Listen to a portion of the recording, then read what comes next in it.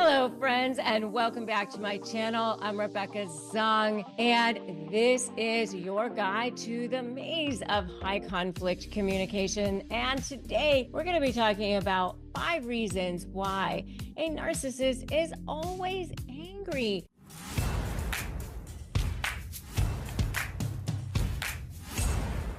It always seems like there's that underlying rage, right? Why is it that they seem like they just kind of hate you, even though you're doing everything for them all the time? I am here to help you. I've done literally thousands of mediations with people. I've helped people go from that drama, trauma, and chaos to step into lives of freedom, possibility, and purpose as an attorney, as a high conflict negotiation coach, as a person who's helped people with the certification programs that I have. So I want to help you. And today we're going to talk about why they're always angry. One of the reasons is that they have this fragile self-esteem. I know they seem like they're so confident all the time, but they're hiding what's really going on. There's kind of 2 parts to them that happened once when they were children. And it's almost like they split into 2. They have this representative part of them that's out in the world, but the true self, the one that's inside of them, it's like they have this false self and then they have a true self. And the true self is very, very fragile. So they have the false self that goes out into the world, but the fragile self is hungry. It's hungry for needing as much supply as possible. It's an empty shell, and it's a dark black hole that can't ever get enough. And they're angry that everybody else seems to have what they don't have. And they're jealous. They're just scarcity to the utmost extreme. They feel like everybody else has love and they don't. And everybody else has what they want.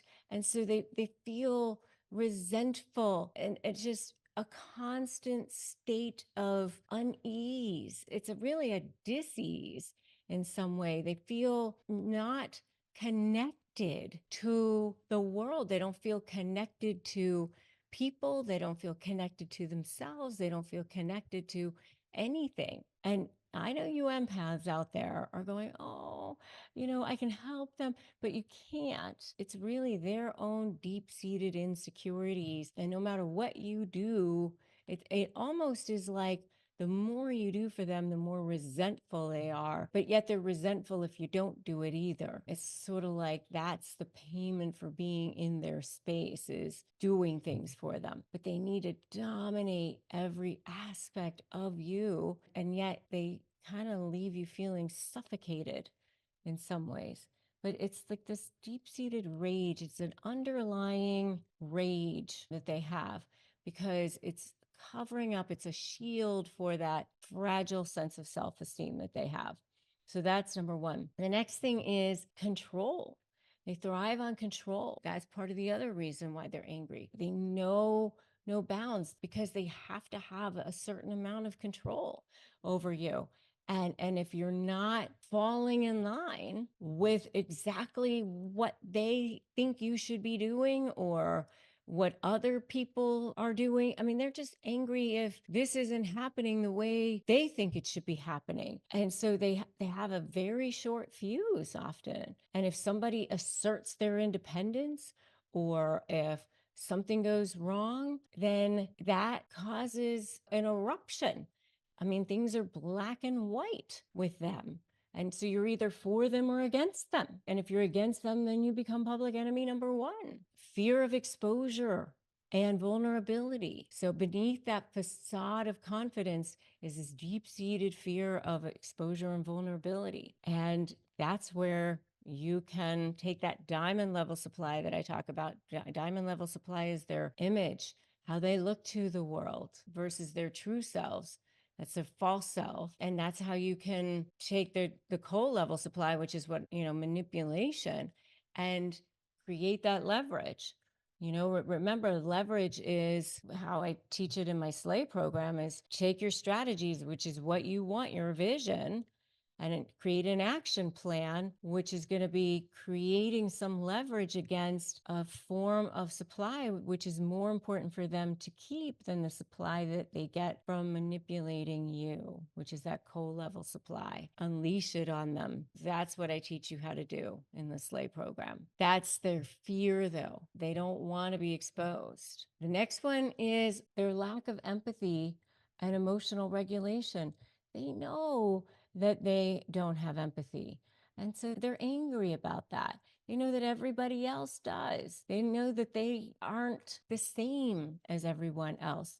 So there's jealousy and insecurity about that. When they see other people having emotions, having what they don't have, it bothers them. They don't want to see displays of emotions. They don't want to see displays of affection. It irritates them. That's why when you're upset, you're crying, if you're having an emotional day, that irritates them. It bothers them. If you're sick, that is something that's one of the worst things that could happen. They don't want to have to deal with that. That's something they don't know how to deal with. Lack of empathy. Next one is unmet expectations and unrealistic demands. So they have to reign supreme. If you don't do what they want you to do, then tantrums can result. It goes back to you're either for me or against me. And if you're against me, then you're public enemy number one. They're always looking for these signs of being slighted. And by the way, it can be a tone. It could be a tone of voice. It could be an eye roll. It could be some sign that you did not match what they think the expectation should be in their fantasy world. And if you disappoint them in some way, then you're done, you're out. And that is, the end of it. And if you agree with me, put yes in the comments. And if you're dealing with this, make sure you join my free private Facebook group, Narcissist Negotiators with Rebecca Zung, and grab my free phrases for disarming narcissists, disarmthenarc.com, because you're going to need them for dealing with that in emails and in text messages, in talking to them so that you can stand strong. You know what to say, you know how to communicate with them, you know what to do. They live in a world of entitlement. So they're always engulfed in this anger, rage. It's just right underneath the surface. Even if it's a covert narcissist, it's right there. You got to break free from that toxic grip. If you like this video, make sure you like it, make sure you share it with others, make sure that you have subscribed here, hit that notification bell, do that right now, become part of this community so that you can take this journey to empowerment. It starts with understanding. I'm Rebecca Zung. I'm an attorney.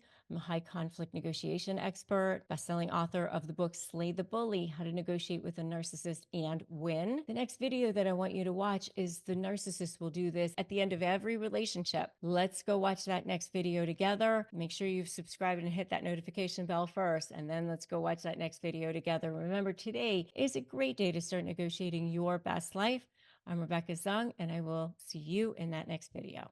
Shopify helps millions sell billions around the world through their digital courses, through their digital products, at the touch of a button, on their smartphones, on social media, however they want, including me.